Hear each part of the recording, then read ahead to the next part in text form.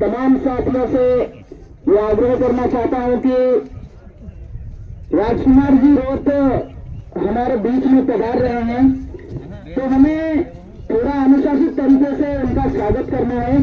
तो ये जितने भी साथी अभी इधर साइड में घूम रहे हैं, एक बार मंच का यहाँ पर आकर के पंडाल में आकर के बैठ जाएंगे। सभी साथियों से निवेदन है, कृपया करके पंडाल में आकर के बैठ जाइए।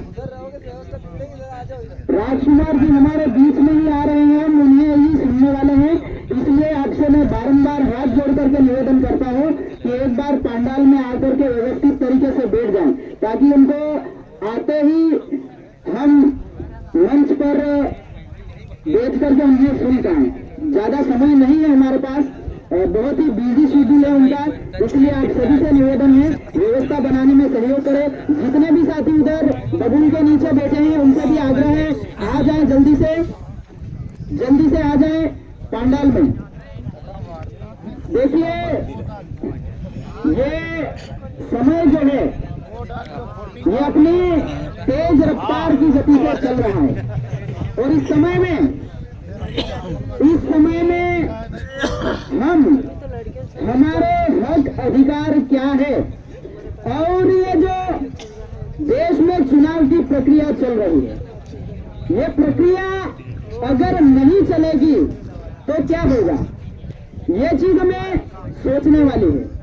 साथियों, आपको लगता होगा कि आज के दौर में जितने भी पढ़े लिखे डिग्रीधारी युवा है वो राजनीति में इंटरेस्ट लेने क्यों लगे, है ना। बहुत सारे बड़े बुजुर्ग हैं, उनको लगता होगा कि ये युवा राजनीति करने लग गए। मैं आपको बेसिकली राजनीति का अर्थ बताने की कोशिश करूंगा। साथियों, राजनीति जो शब्द है ये अपने आप में बड़ा पवित्र शब्द है। इस शब्द को कुछ अनपढ़ नेताओं ने, झूठे नेताओं ने इस शब्द को इतना डाइवर्ट किया, इतना बदनाम किया कि आज हर एक व्यक्ति इस शब्द को सुनते ही गलत धारणा बना लेता है। आज के परिप्रेक्ष्य में, आज के दौर में राजनीति का जो मतलब है वो सिर्फ चोरी, झूठ, डकैती, लड़ाई झगड़े, दंगा फसाद, बस यहीं तक सीमित रह गया। जबकि राजनीति शब्द दो शब्दों से मिलकर बना राजनीति। राज मने व्यवस्था, शासन करने की व्यवस्था। अब शासन करने की व्यवस्था, लेकिन किस तरीके से, नीतिगत तरीके से शासन करने की व्यवस्था। तो यह शब्द तो अपने आप में बड़ा पवित्र शब्द है। भाई, अगर नीतिगत तरीके से देश में शासन करने की व्यवस्था बनी हुई है तो राजनीति क्यों नहीं होनी चाहिए, बिल्कुल होनी चाहिए। लेकिन आज के दौर में राजनीति को लोगों ने, कुछ अनपढ़ नेताओं ने इसको राजनीति से झूठ नीति बना दिया, जिसकी वजह से आज ये हश्र हमारे समाज का हो गया। हमारे समाज के लोगों ने शिक्षा के मामले में कुछ महापुरुषों ने बहुत काम किया, लेकिन उस शिक्षा का जो महत्व था, नहीं वो इधर आएंगे तो वो महत्व ये जगह छोड़ दो, इसमें बैठने मत देना। आज की जो पीढ़ी है वो नहीं समझ पाए, और वो इसलिए नहीं समझ पाई क्योंकि कहीं न कहीं हमारे शैक्षिक संस्थान जो है, जो सरकारी संस्थान है, उनको डीएक्टिवेट कर दिया गया। जहां पर भी हम देखते हैं जितने भी सरकारी तंत्र बने हुए हैं, उन सरकारी तंत्रों में या तो स्टाफ नहीं है, थोड़ी जगह छोड़ दो उधर। जितना भी कार्य किया जाना है उसको लेकर के जो संसाधन चाहिए उन संसाधनों की कमी है।